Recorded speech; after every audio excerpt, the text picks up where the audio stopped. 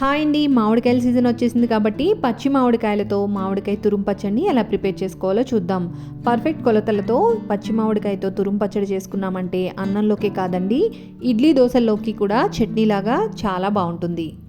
ఈ పచ్చడిని ప్రిపేర్ చేసుకోవడం కోసం ముందుగా మామిడికాయల్ని వాటర్తో క్లీన్ చేసుకున్న తర్వాత పొడి క్లాత్తో తుడుచుకుని పీలర్తో తొక్క తీసేసుకుని గ్రేటర్ సహాయంతో వీడియోలో చూపించినట్టుగా మామిడికాయల్ని తురుముకోవాలి. నేను ఇక్కడ 2 మామిడికాయలు తీసుకున్నాను. 2 మామిడికాయలకి గాను 2 కప్పుల మామిడికాయ తురుము అయితే వచ్చిందండి. ఈ 2 కప్పుల మామిడికాయ తురుముకి 1/2 కప్ కారం, అలానే 1 టేబుల్ స్పూన్ మెంతుపిండి, అలానే 2 టేబుల్ స్పూన్ల ఆవపిండి, 1/2 కప్పు ఉప్పు, కొద్దిగా చిటికెడు పసుపు వేసుకుని అన్నీ కూడా బాగా కలిసేలాగా మిక్స్ చేసుకోవాలి.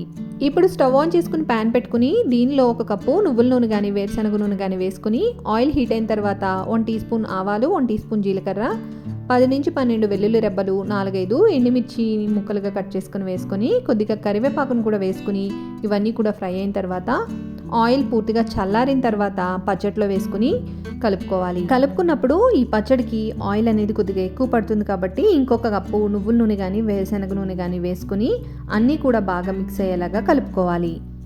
ఇలా కలుపుకున్న ఈ పచ్చడిని ఒక రోజు పక్కన పెట్టి రెండవ రోజు ఇంకొకసారి బాగా మిక్స్ చేసుకుని కనుక మనం వాడుకున్నట్టయితే పచ్చడి బాగా ఊరి టేస్ట్ అనేది చాలా బాగుంటుంది.